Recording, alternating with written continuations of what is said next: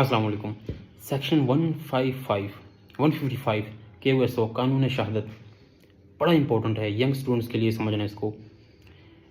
155 जो है आर्टिकल है कानून शहादत का, वो ये कहता है कि अगर कोई विटनेस अदालत में ड्यूरिंग दी एविडेंस, जब अदालत में पेश होता है, वो अगर वो अपने जो उसका मेमोरी उसको रिफ़्रेश करना चाहे, डॉक्यूमेंट्स को दोबारा से देखना चाहे कि उसने क्या लिखा था, क्या कहा था, तो या क्या राइटिंग की थी, तो उसमें उसके पास ऑप्शन होती है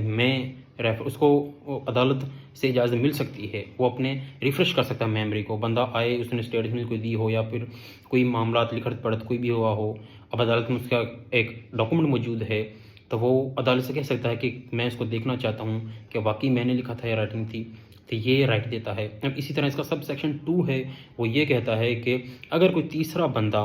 उसके सामने लिख रहा हो या उसकी मौजूदगी में कुछ हुआ हो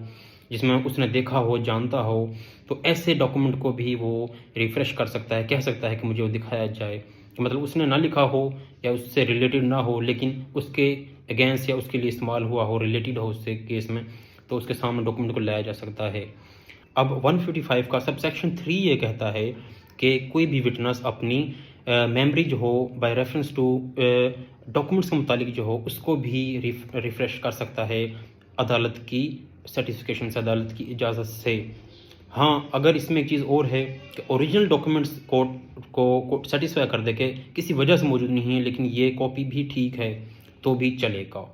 तो उसमें अब चौथी इसमें जो सबसेक्शन 4 है, वो ये कहता है कि एक एक्सपर्ट जो होता है, कोई भी रिपोर्ट हो, फोरेंसिक रिपोर्ट हो, सपोज़ आप देख लें कि कोई इदारा अपनी रिपोर्ट बनाता है, साइन करता है, कोई भी मामलात हों,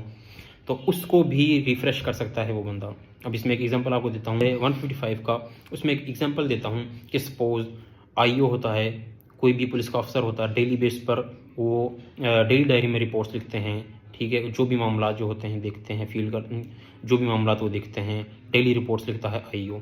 अब इसी तरह एक डॉक्टर है, वो पोस्टमार्टम रिपोर्ट तैयार करता है, मेडिकल रिपोर्ट तैयार करता है, और भी मामलात, तो वो भूल जाता है, काफ़ी चीज़ें होती हैं याद नहीं रहती,